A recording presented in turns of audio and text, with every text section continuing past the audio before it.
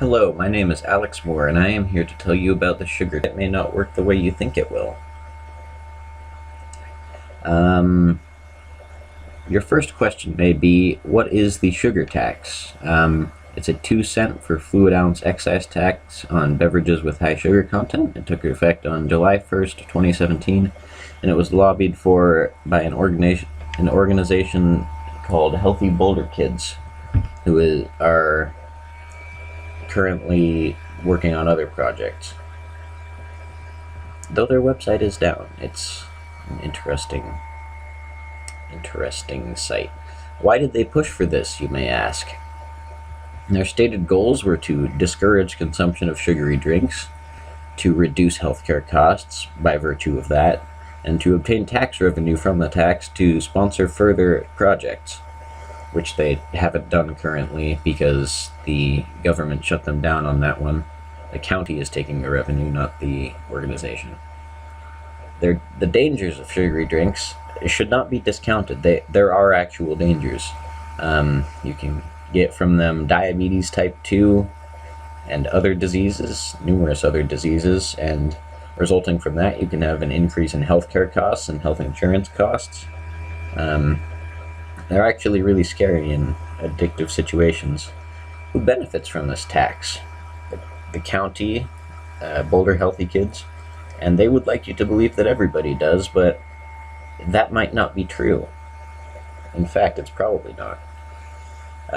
Who is hurt by the tax? The families of those addicted are most definitely, because they watch these people slip into oblivion, and the lowest economic classes are as well, especially addicts of the lowest economic classes, because an addict will choose to support their addiction before other priorities.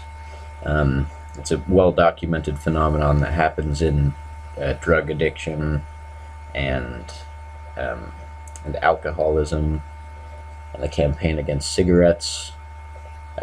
Taxation historically doesn't work very well. The families as well, they just, it's painful to watch somebody you love do that.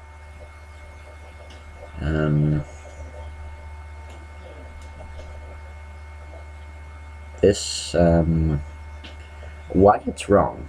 The addicts are who is being targeted by the tax, but the taxes don't work as them, as we mentioned. They don't work on them.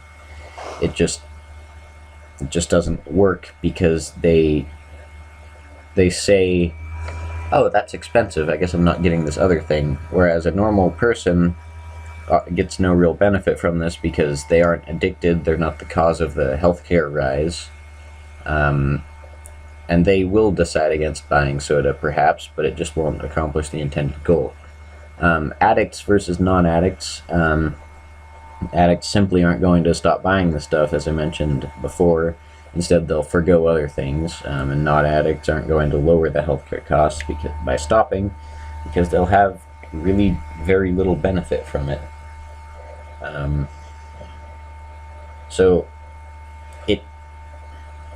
Let's think about cigarette taxes for a moment. Cigarettes were taxed for a long time with minimal effect on usage numbers, since the 60s actually. It was in about the 80s when change started to happen, because they started educating people on the effects of cigarettes. Those pictures of like blackened lungs, that got people scared. That put the fear in them. That worked, and taxation doesn't.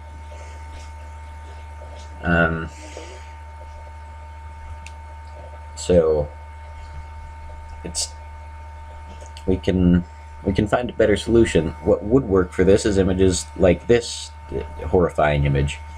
An education campaign consisting of things like this, against the negative effects of sugar, like images of diabetes amputation.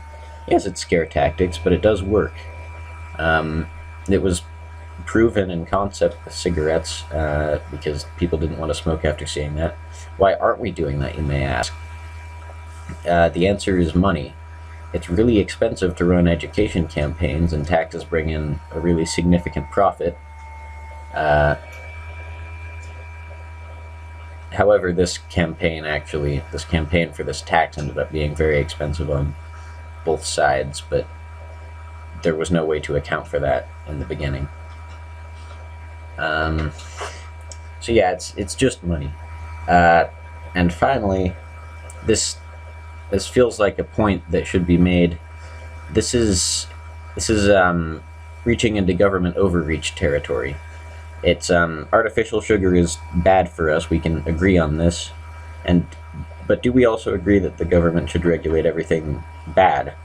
Should lazy boy chairs be taxed for encouraging sitting on the couch all day and watching television?